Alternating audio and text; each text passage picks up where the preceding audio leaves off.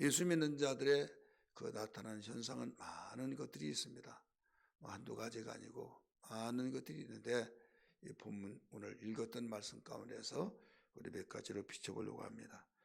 14절 말씀 보면 그때 이런 말씀이 나오죠. 그때 지금 땅은 넓고 사람들은 지각히 그 땅에 살 때 이 지구촌은 여기에서 이런 일이 일어나고 저쪽에서는 저런 일이 일어나고 이렇게 일어나잖아요. 예수님이 비유로 천국 복음을 가르쳤을 때 이제 모든 걸 마치고 고향으로 이제 가게 됩니다.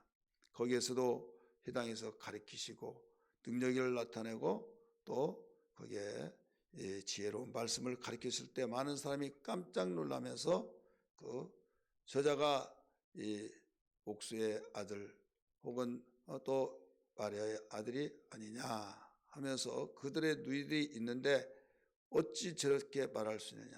다시 말해서 학교 다니는 일도 없는데 대단한 그 지혜로운 말을 하고 능력도 나타내고 그러니까 그 사실을 보고 정말 야 대단하다 해서 긍정적으로 보는 것이 아니라 부정적으로 보면서 그를 배척했다. 우리가 금요일날 새벽에 말씀을 들었습니다. 그때 그랬을 때 이제 한쪽에서는 지금 침례요한을 죽이는 장면이 나타납니다. 그래서 14장 1절에 그때 예수님은 고향에서 배척을 당하고 있을 때 그때 예루살렘에서는 지금 헤롯이 통치를 하고 있는데 침례요한을 오게 가뒀었는데 이 목을 베어달라고 하는 그 왕비의 딸의 요청을 따라서 그 목을 끊어서 소반에 담아서 쟁반에 담아서 딸에게 주는 이런 장면이 일어납니다. 오늘 우리는 여기서 배워야 할 것이 뭐냐면 이곳에와 저곳에서 여러 가지 일들이 일어난 것은 바로 사람들이 지각기 살고 또 지각기 그 동네마다 그 마을마다 전통이 있고 그 전통에 의해서 핍박을 하기도 하고 핍박을 받기도 하고 또 이걸 확대시키면 이 지구촌으로 보면 각 나라가 있는데 각 나라마다 모두 법이 달라요. 이 땅의 법은 그렇습니다. 그래서 이 땅의 이 역적이 다른 나라 도망가서 거기서는 아무런 처벌을 받지 않고 오히려 보호를 받기도 하고 미국 같은 데는 52개 주가 있는데 여기서 이혼이 되지 않으면 다른 주에 가서 이혼을 하기도 하고 거기에서는 또 죄인이 아닌데 이쪽에 가서는 또 죄인 취급을 받기도 하고 왜 그러느냐? 그 이유는 온 지구촌이 그 법을 어디에 기준으로 삼았는가 하면 행위에 따라서 모든 것을 법을 정하고 그 법이 선포되고 그 행위에 따른 죄의 선포에 따라서 그것을 적용하다 보니까 그렇다 이거죠. 그러나 하나님의 법은 온 우주에서 또 하나님의 나라에서 이 땅에서도 이 세상에서도 법이 똑같습니다. 그 똑같은 이유는 하나님은 중심을 보시고 마음의 표본까지 살피신 하나님이 그 속에서부터 마음속에서부터 일어나는 그 죄를 적용을 시키는 거예요. 그래서 이 땅에는 아무리 속에서 미움을 가지고 그 사람을 분노를 통해서 죽이고 싶은 생각이 있다 할지라도 행동만 저지르지 않으면 죄인으로 인정을 하지 않아요. 처벌을 받지 않아요. 그러나 하나님 앞에서는 이 분노를 느낄 때 또 상대를 미워할 때 이미 살해하느니라. 탐심을 가졌을 때 이미 도둑질했느니라. 음욕을 퍼부을 때 이미 간음했느니라. 그러니까 하나님의 기준을 선포하는 죄는 굉장히 더 깊이가 있고 행동과 관계없이 마음에서부터 나오기 때문에 이렇게 보면 모든 사람이 죄인이 되는 거죠. 모든 사람이 죄인이 되는 거예요. 심지어는 그 죄인이 임신하면 그 임신하는 여인도 그 여인의 속에 들은 그 아이도 죄인이 되는 거예요. 그래서 죄로 잉태됐다 이렇게 성경은 가르치고 있어요. 이 법은 하나님의 법으로서 온 세상의 모든 사람에게 다 적용이 돼야 돼요. 그렇기 때문에 모든 사람이 죄인입니다. 그러면 사람들이 이해되지 않는 거예요. 나는 양심적으로 손을 얹고 그 꺼리낌이었고 잘못한 거면 왜 죄인이라고 하냐. 기분 나쁘다 이거죠. 여러분 잣대가 달라요. 그래서 이런 부분에 우리는 이 법이 자주 바뀌면 불완전하다는 겁니다. 법이 자주 바뀌고 거기에 모든 사람들이 자주 법이 바뀌어질 때마다 죄인이 되다가 의인이 되고 의인이 되었던 사람이 죄인 되고. 여러분 예를 들어서 어떤 사태가 일어났을 때 완전히 밀란이 일어나고 그랬더니 완전히 역적이 되고 죄인이 되었어요. 그런데 어느 정권이 바뀌어서 거기는 굉장히 영웅이 돼요. 어떤 사람이 이 과외를 하다가 형사처벌을 받고 감옥에 갔어요. 어떤 정권이 와서 이건 과외하는 것도 아무 죄가 없다 해서 합법적으로 법을 바꿔서 선포하니까 그 사람은 아무런 제재를 받지 않는다. 이게 세상법이에요. 그래야 자주 바뀐 거예요. 정권이 바뀔 때마다 계속 법을 만들어서 공포하고 이런 세상. 여러분 이렇게 자주 바뀌어지고 불완전한 법으로 우리가 살아갈 것이냐, 영원히 변치 않은 하나님의 법, 이 땅에서 우리 살면서도 온전히 평안, 기쁨, 소망을 가지고 살며 하나님 나라 가서도 적용이 되어지는 법을 가지고 살 것이냐. 우리는 하나님의 법을 가지고 살아가는 믿음이 되어야 될 줄 믿습니다. 그러므로 우리는 이 땅에서 역적이 된다고 하면서 예수 믿는 것은 우리 민족의 뿌리채 흔들리는 이런 법이다 해서 막 처형을 시키고 그러죠. 우리나라도 이 천주교가 기독교보다 100년 먼저 들어왔는데 6.25의 기조를 흔들게 만든다고 그들을 잡아 가두고 또 불을 태워 죽이고 막 수없이 처벌해서 천주교 여기저기 막 가보면 성지가 있어요. 예수 믿다가 죽은 순교자들, 전주에도 있고 강원도도 있고 막 여기저기 보면 성지란 팻말이 많이 붙어 있잖아요. 핍박받아가지고 죽은 거죠. 그렇기 때문에 그 천주교만 아니라 우리 기독교도 어마어마한 순교를 많이 당했어요. 왜 그러냐? 법으로 우리나라는 유교다 해서 유교 외에 다른 종교를 택하면 처벌하는 거죠. 심지어는 사형까지 되기 때문에 죽이는 거죠. 그런데 하나님의 나라 가서는 복음을 위해서 죽는 사람이 가장 영광스러운 그런 상을 받는 거예요. 영광스러운, 잠시 사는 세상에서 처벌받아가지고 죽느냐, 아니면 영원히 사는 그 영원한 영원봉투 사는 데서 영광을 받느냐, 처벌받더라도 이것은 본인들의 그 결정에 따라서 될 거예요. 만약에 나는 죽기 싫다 그러면 꿈속에서 잠깐 동안 그런 세상이 꿈속에서 영원한 걸로 느껴지죠. 그런데 잠깐이다 수없이 가르쳐주면서 주변에 보더라도 잠깐이에요. 우리가 그러잖아요. 그렇게 살려고 발버둥 치더니 저렇게 살려고 그렇게 발버둥 쳤나 하면서 잠깐이다 이거죠. 죽을 때는요 순서가 없어요. 그런데 그렇게 살려고 했던 것이 뭐냐면 영광스럽고 행복하고 정말 행복을 위해서 그랬다고 하는데 하나님의 나라에 가서는 죽어서는 천국으로 갈자 지옥으로 갈자 나눠져요. 그럴 때 지옥에서 영원히 불 가운데 타지도 않고 죽지도 않고 고통만 당하는 그곳에서 영원히 살 것이냐, 아니면 천국에서 근심도 슬픔도 전쟁도 아픔도 고통도 없는 그런 곳에 영원히 사느냐. 그래서 예수 믿는 사람은 이 땅에 아무리 길 것 같이 느껴지지만은 잠깐이라고 한 것을 우리는 인정하고 하늘의 소망을 가지고 살아야 된다 이 말씀이죠. 오늘 본문에는 이런 사건이 나와요. 예를 들어서 침례요한보다 6개월 먼저 왔던 침례요한, 예수님이 오실 길을 예비하고 예수님이 오실 것을 준비하기 위해서 오신 이 침례요한이 있어요. 이 침례요한이 결국은 순교를 당합니다. 신약시대 최초의 순교자예요. 왜 순교를 당했느냐? 바른 말을 했다고. 이스라엘 나라가 우리나라 강원도만 한데 이 땅이 셋으로 나눠서 이 왕을 세워놨어요. 그때 노마 그 시대이기 때문에 노마가 이스라엘 정복하고 침략해서 이 편하게 하기 위해서 큰 땅을 한 사람이 통치하면 허점들이 생기잖아요. 그렇기 때문에 세분화를 시켜서 그 남쪽과 북쪽과 이 중부 그렇게 해서 그래 북쪽에 이 빌립이라고 하는 그 형제가 있어요. 헤롯과 형제인데 그 형제들이 이렇게 나눠 가졌다 이거죠. 그것도 로마의 재갈을 얻어서 예루살렘을 중심에 쓰이는 우리가 잘 아는 헤롯.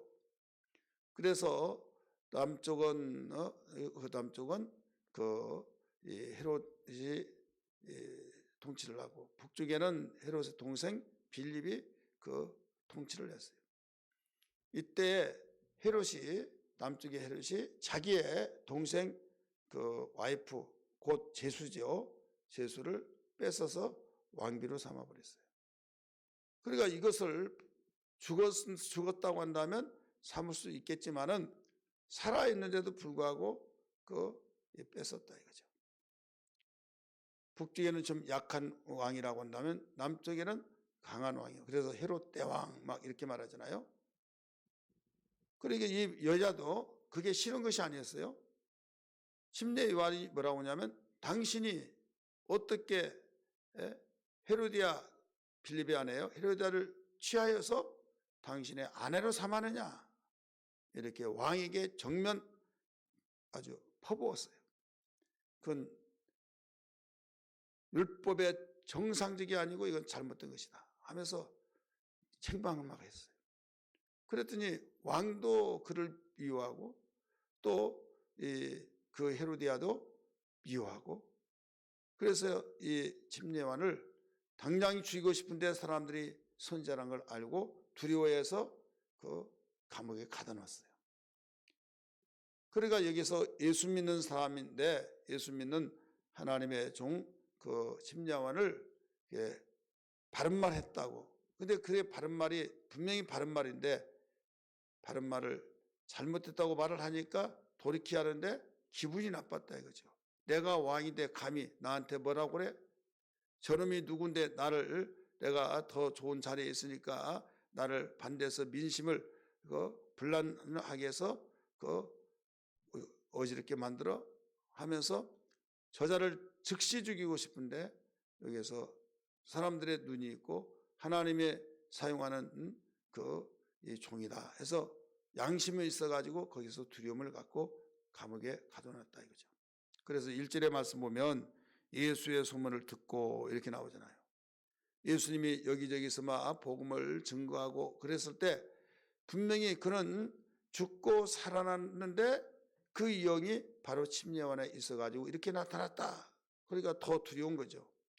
예수는 얼굴을 알지만은 죽었다. 근데 살아났다. 근데 보지 않았는데 그 침례요한 속에 예수의 그 영이 들어가서 지금 그런 행동을 하니 내가 잘못 건드려 내가 죽겠지. 그러면서 감옥에 가둬놓은 거예요.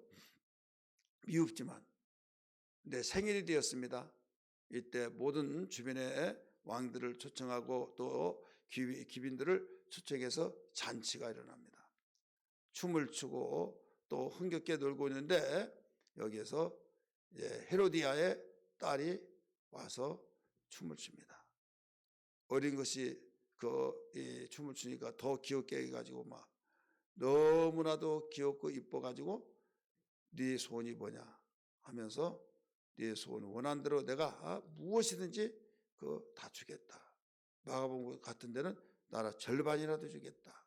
그랬어요. 그러면 어린아이답게 저 무엇을 사주세요, 뭐 사주세요, 뭐 주세요 할 수 있잖아요.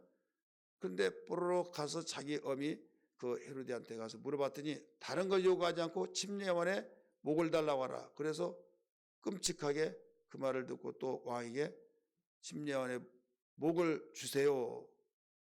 그런데 의외로 다른 것이 아니라 침례요한의 목을 달라는 거죠. 자, 여기에서 우리가 알아야 할 것이 지금 헤롯이 미워해서 죽이려고 했는데 하나님의 선자라고 알고 두려워해서 죽이지 못하고, 헤로디아도 죽이려고 했지만은 왕이 그렇게 한 죽이지 못하고, 이제 기분 좋은 날 네 소원이 뭐냐고 했더니 다른 것 원하지 않고 침례원에 목을 달라고 했죠. 그러니까 헤롯도 헤로디아도 또 그 딸도 모두 침례원에 목을 달라는 거죠. 이게 바로 마귀의 연합입니다. 마귀의 연합. 여러분, 우리는 영적 생활에 볼 때 마귀가 좋아하는 것을 그들이 다 좋아해서 그들이 선한 자와 악한 자의 이 공동체가 있는데, 선한 자들이 좋아하면 악한 자는 좋아하지 않고, 악한 자들이 좋아하면 선한 자들이 좋아하지 않고, 이렇게 상반적이죠. 예를 들어서 강암흑의 이 여자 법무부 장관 최초에 나왔어요. 이때 미아리의 그 집상촌을 완전히 다 없앤다 했을 때, 거기에 없앤다고 하니까 다른 사람은 좋아라고 하는데 그들은 난리란 거죠. 그러니까 이 범죄자를 소탕하겠다 그러면 다른 사람은 좋다고 하는데 그들 세계에서는 완전히 반항을 하죠. 그러니까 어느 나라 어느 민족이든지 그 공동체는 선한 것만 있는 것이 아니에요. 악한 무리들이 있다 이거죠. 이 세상은 왜 그런 줄 아십니까? 마귀가 공중에서 전쟁에서 져가지고 이 땅에 내려와서 정착했기 때문에 그 마귀의 영향 속에서 그렇습니다. 그래서 그와 같이 이 악한 무리와 선한 무리가 갈라지게 되는데, 침례와는 선한 하나님의 종입니다. 잘못된 걸 바로 지적해 줬습니다. 그러니까 악한 자는 그걸 싫어한 거죠. 헤롯도 악한 자요, 헤로디아도 악한 자요, 그 여인도 악한 자의 사주를 받고 악한 것을 요구했고, 그래서 결국은 목을 끊어다 준 거예요. 자, 오늘 여기서 우리는 어떤 공동체에서 어떤 공동체에 속하는 자가 되어야 할 것이냐 이거예요. 선한 자의 공동체의 한 일원이 되어야겠느냐, 악한 자의 공동체의 한 일원이 되어야겠느냐 이거죠. 여러분, 시험에 들면요, 육신의 생각으로 악한 자의 공동체가 그 속에 가담이 됩니다.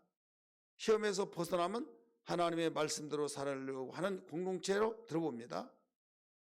그렇기 때문에 우리는 이런 분별력을 가지고, 침례요한이 무슨 죄를 지었습니까? 침례요한이 할 말을 했잖아요. 그의 사명이 잘못된 것을 잘못했다고 지적해 준 것이 그의 사명이요, 하나님이 원하신 거예요.